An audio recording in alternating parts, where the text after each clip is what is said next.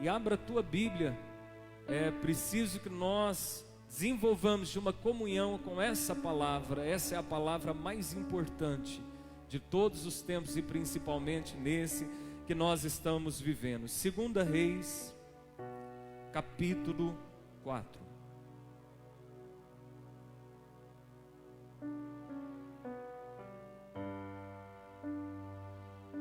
A Bíblia diz assim: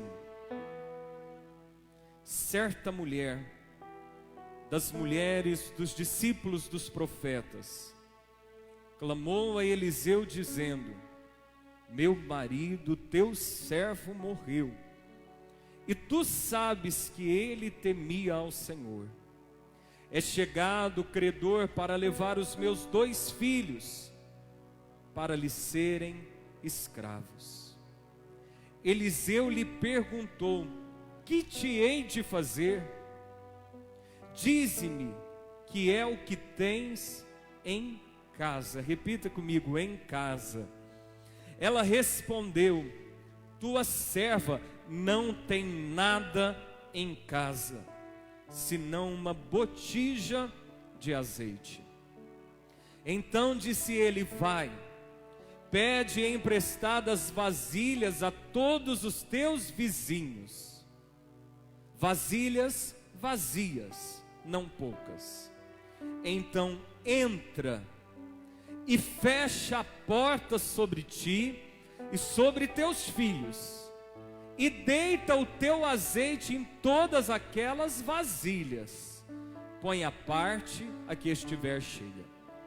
Partiu, pois, dele, fechou a porta sobre si e sobre seus filhos. Estes lhe chegavam as vasilhas e elas enchiam. Cheias as vasilhas, disse ela a um dos filhos: chega-me aqui mais uma vasilha. Mas ele respondeu: não há mais vasilha nenhuma. E o azeite parou. Então foi ela e fez saber ao homem de Deus. Ele disse: vai, vende o azeite e paga a tua dívida, e tu e teus filhos vivei do resto. Amém? A palavra de Deus nos mostra aqui num tempo antigo, uma mulher que ficou viúva. Ela era mulher de um profeta, e havia deixado uma dívida. Seu esposo deixou uma dívida, não tinha recursos para pagá-la. Naquela época, bem diferente de hoje, se não tinha com que pagar, os próprios filhos eram levados escravos como um pagamento. E aquela mulher, sabendo que os teus filhos seriam um pagamento daquela dívida, que os seus filhos seriam levados como escravos e talvez nunca mais ela voltaria a vê-los, essa mulher, e eu preciso que você entenda isso, ela não foi no banco pedir empréstimo. Essa mulher não ficou debatendo em Facebook como se tivesse, para que o governo desse uma ajuda. Essa mulher não correu num advogado para saber os direitos dela. Essa mulher foi até um profeta de Deus. Diante de uma dificuldade financeira, que representava uma crise de sobrevivência, essa mulher foi buscar em Deus a solução daquilo que ela estava enfrentando.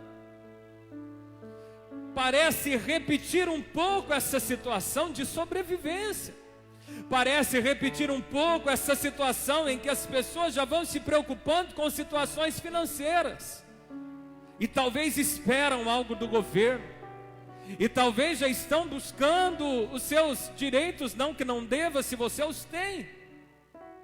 Mas precisamos saber que há situações que o nosso socorro pode vir apenas de Deus. E essa mulher corre a um homem de Deus, dizendo assim: o meu esposo morreu. Você sabia que ele temia a Deus, e agora os credores vêm e vão levar meus filhos como escravos. A Bíblia diz em 2 Crônicas, capítulo 20, versículo 20: crede no Senhor vosso Deus, estareis seguros, crede nos seus profetas e prosperareis. Diante dessa situação, você já consultou o teu pastor? Diante dessa situação, você tem inclinado ouvidos à voz que o profeta de Deus na tua vida tem te dito? Tem pessoas que têm buscado as profecias da sua vida no jornal da televisão. Por que eu digo isso? Porque estão se conduzindo pelas más notícias.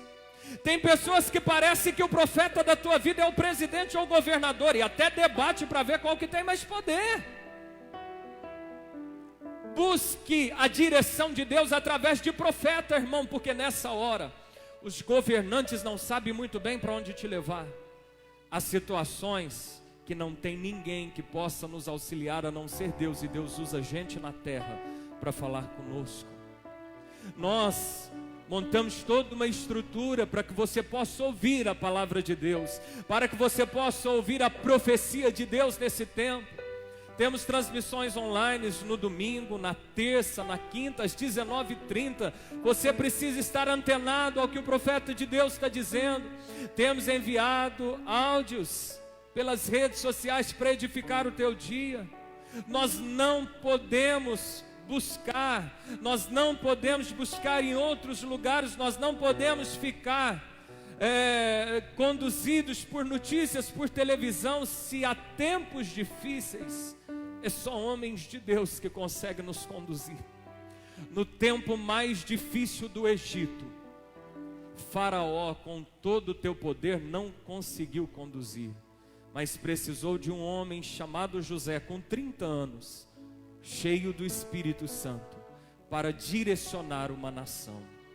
É preciso que a gente ouça os profetas de Deus, e quando ela chega ao profeta de Deus, o profeta diz assim: o que eu posso fazer por você? Me diz o que é que você tem em casa. Há muitas pessoas que ficam esperando coisas sobrenaturais acontecer. Um misticismo muitas vezes tem entrado dentro das igrejas cristãs. Rosa ungida, água atrás de porta, sal grosso. Não. O profeta diz para ela o que é que você tem em casa. Ela vai no profeta esperando que o profeta faça algo, mas o profeta dá um comando de reflexão: me diga o que você tem. Porque tempos de muita dificuldade, nós queremos que Deus faça alguma coisa como se nós não tivéssemos mais nada. E não compreendemos que talvez daquilo que Deus nos deixou pode sair o grande milagre da nossa vida. Aquele profeta diz para ela: o que é que você tem em casa? Já alertando, já apontando, como se fosse uma seta, dizendo: o que você precisa, ou o que você busca, Deus vai começar a operar dentro do seu lar. E eu declaro que é daí onde você está me assistindo, é deste lugar que Deus permitiu, debaixo desse teto que Deus te deu, que o milagre do Senhor acontecerá. Que nesse tempo em que não podemos nos reunir presencialmente, aí dentro de casa, que o favor e a intervenção divina te alcançará. Aquele profeta diz: o que é que você tem em casa? Isso aqui me faz lembrar algo que está em Isaías 38, versículo 1. A Bíblia diz que Ezequias, o rei Ezequias, se adoece. E chega um profeta de Deus lá, Isaías, e diz assim: Ezequias, bota a tua casa em ordem. E hoje eu quero, como boca de Deus sobre a tua vida, te dizer: esse tempo que Deus tem preparado para cultuarmos nos lares é tempo de botarmos as nossas casas em ordem. Quando eu digo ordem, talvez tem coisas que acontecem dentro de casa, que a gente, na correria do dia a dia, indo para o trabalho, voltando, chegando à noite, a gente não percebe. Talvez tem coisas que estão acontecendo com o teu esposo, com a tua esposa, com os teus pais, com os teus filhos, que na correria do dia a dia você não percebe. E talvez com um presente, muitas pessoas tentam mascarar a situação, com uma boa foto em Facebook, demonstrando que tudo está bem, tentam demonstrar uma situação que não acontece. O profeta vai até o rei dizendo assim: Ezequias, bota em ordem a tua casa. Aquele homem estava doente, ele não podia ir mais para o palácio, ele teve que ficar em casa. E tem tempo de quarentena em casa que Deus quer tratar o meu e o teu coração. Bota em ordem a tua casa. O que você precisa organizar na tua casa? Às vezes vai até bagunça, lixos acumulados dentro de casa. E agora eu estou dizendo literalmente, coisas velhas que já deveriam ter sido jogadas fora, coisas que viu alguém botando na rua e pôs para dentro de casa, coisa que não podia matar na sua casa, coisa que tinha que ser limpo dentro de casa. Aproveita para fazer faxina, querido. Aproveita esse tempo para organizar as tuas coisas, porque bagunça afasta a presença de Deus. Bagunça atrai coisas ruins para dentro do lar. É o que você tem em casa.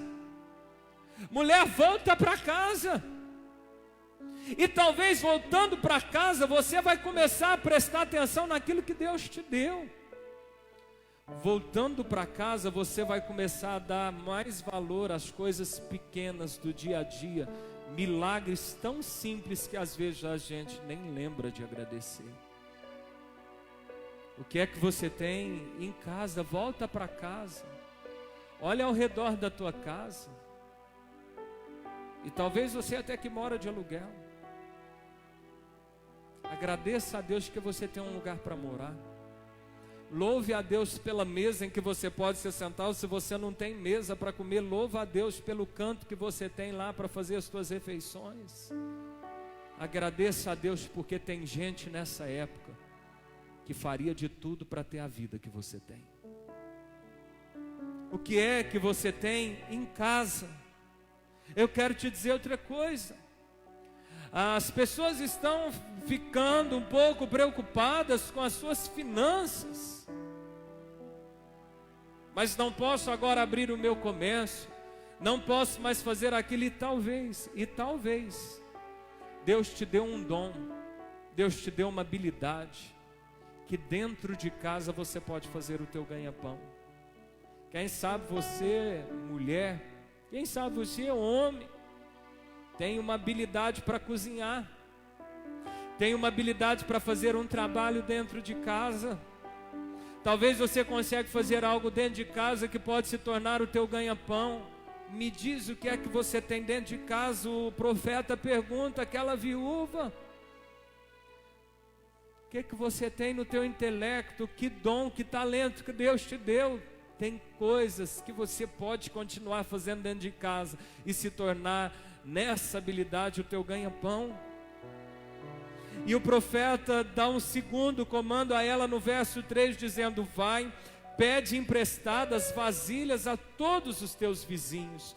Porque quando o profeta pergunta a ela o que você tem em casa, a primeira coisa que ela disse: eu não tenho nada em casa, a não ser uma botija de azeite. É preciso que a gente entenda isso. Nós temos muito costume de valorizar, de desvalorizar as coisas que Deus nos deu. É aquele ditado, aquela frase que costumeiramente as pessoas dizem: a grama do vizinho parece que é mais verde, a comida do restaurante parece que é melhor. E talvez tenha uma botija pequena, tem alguma coisa que Deus te deu, que é dali que vai sair o teu milagre. O que que você tem em casa? Essa mulher diz: não tenho nada. No primeiro momento a gente acha que a gente não tem nada. No primeiro momento a gente acha que o mundo está de cabeça para baixo e deu tudo errado para nós. Isso aqui Deus estava tratando aquela mulher para observar as coisas tão simples que ela não observava, e os milagres, eles vêm da simplicidade daquilo que Deus nos deu. Vou repetir: os milagres vêm da simplicidade daquilo que Deus nos deu. O profeta diz àquela mulher, depois que ela fala que ela tem uma botija de azeite, ele disse assim: vai então à tua vizinhança e pede vasilhas emprestadas, não poucas. E aquela mulher teve que agora ir nos vizinhos, pedir vasilha para o vizinho da esquerda, para o vizinho da direita. Talvez virou os quarteirões da sua vila naquela época, pedindo vasilhas. o profeta já começava aqui a tratar outra coisa na vida daquela mulher. O teu milagre, além de acontecer dentro de casa, ele vai depender das pessoas com quem você tem relacionamento. O teu milagre talvez vai passar pela mão do teu vizinho. Tem pessoas que oram esperando que Deus faça alguma coisa assim direto na vida delas. Mas para que nenhum coração se orgulhe diante de Deus, o Senhor, Ele responde a oração sim, o Senhor faz o milagre sim, mas Ele faz esse milagre passar pela mão de alguém. Para que você nunca se vanglorie dizendo, foi porque eu orei, foi porque eu jejuei demais, foi porque eu santifiquei. Não, não, se você fez alguma coisa, glória a Deus por isso, mas isso não é pelo teu esforço, é pela graça de Jesus Cristo. Vai passar pela tua vizinhança o teu milagre, para que você não saiba nem contar nas mãos de quem esse milagre teve que passar para chegar na tua vida. Aquela mulher tinha que ter relacionamento. Então preste atenção, se ela fosse brigada, se ela era aquela mulher de discutir, tem grupos de WhatsApp de vizinhança que as pessoas mais brigam do que conversam. Se essa mulher fosse uma dessas, o milagre dela seria muito pequeno. O nosso milagre depende da quantidade de relacionamentos que nós temos. Se ela talvez tivesse problema com a vizinhança, Deus estava dando uma oportunidade a ela para pedir perdão, para liberar perdão, para ser humilde. E num tempo em que as pessoas estão tendo que ficar fechadas dentro de casa, num tempo em que talvez se depende de alguém para ir no mercado para você, num tempo em que depende de alguém para fazer algo por você, os teus relacionamentos vão determinar o nível do teu milagre. Para quem você precisa pedir perdão? Num tempo em que a gente vê que o mundo pode parar por causa de um vírus, e que o dinheiro já não adianta para nada, e os paletós e os ternos não resolvem em tribunais,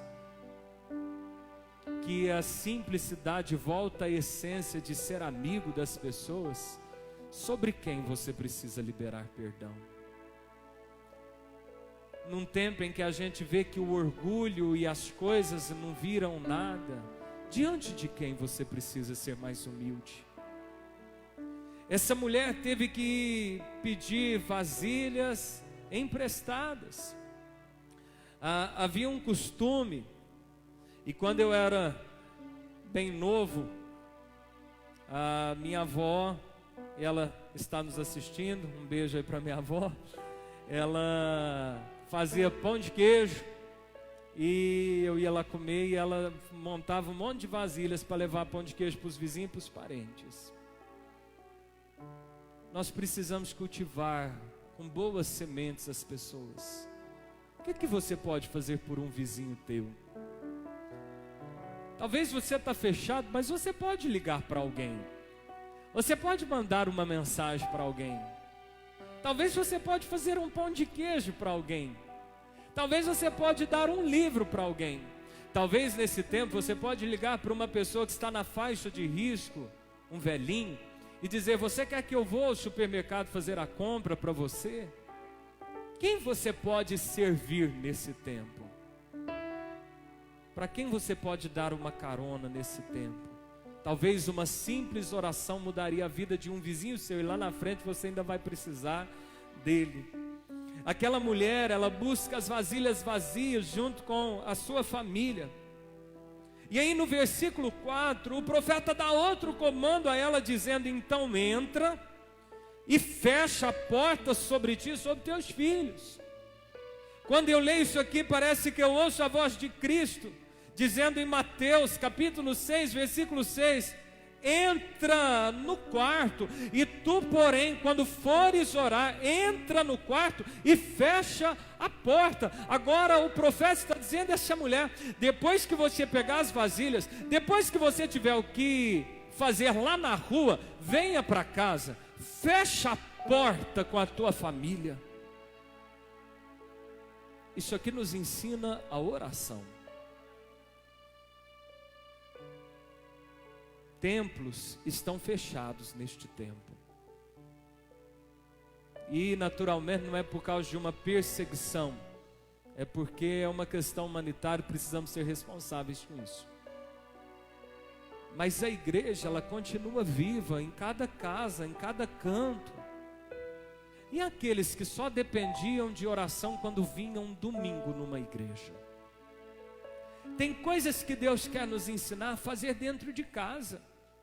Talvez esse tempo, o maior aprendizado que Deus possa nos dar é: seja a igreja dentro de casa, seja a igreja dentro do seu quarto. Você sabe tocar um instrumento? Louve a Deus aí. Você não sabe? Põe um telefone para tocar, um celular, coloca aí numa rede social um louvor.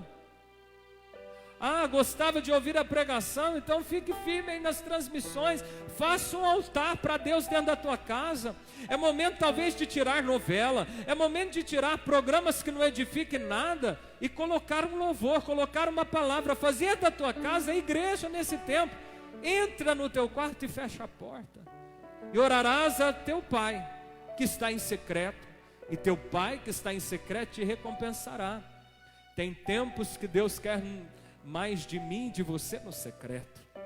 A Bíblia diz em Mateus 4 que Jesus Cristo, depois de ter sido batizado, Jesus foi batizado com 30 anos.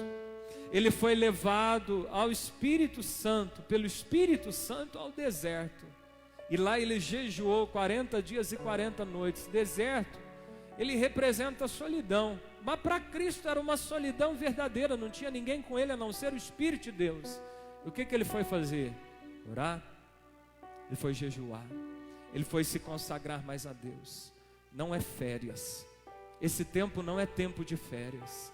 É tempo de nos dedicarmos mais para Deus, é tempo de orarmos mais, é tempo de meditarmos mais na Bíblia, é tempo de pedirmos: Espírito Santo, me dá experiências novas, me dá experiências profundas. O apóstolo Pedro tinha experiência, irmão, na casa dele com Deus, e na casa ele teve uma visão. E quem sabe as visões que um dia você esperou ter de Deus, as experiências que você esperou ter com Deus, que você imaginava que seria numa grande concentração de fé, numa convenção, num retiro dentro do templo, Deus queira te dar nesse tempo aí dentro de casa. Então entra e fecha a porta.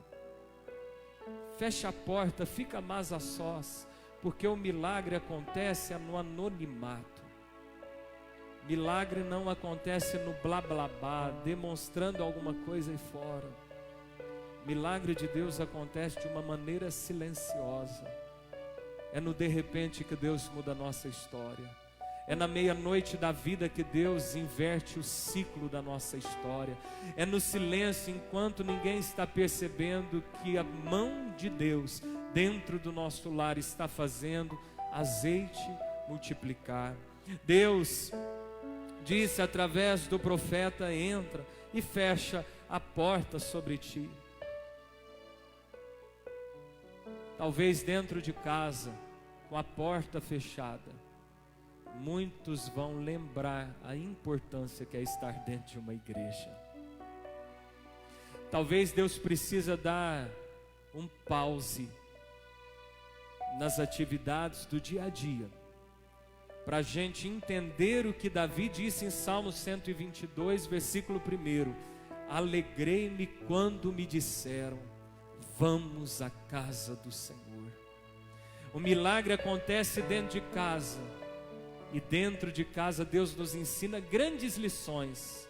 O quanto é importante valorizar uma reunião da igreja, o quanto é importante estar em comunhão com a igreja. A Bíblia diz no Salmo 133: ó, quão bom e agradável é que os irmãos estejam juntos em união. E no versículo 3 ali ordena o Senhor a vida e a bênção para sempre.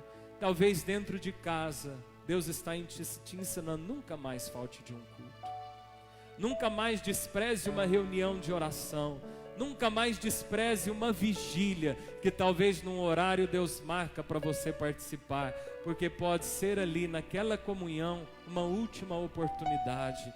O quão precioso é estar junto com a igreja de Jesus Cristo.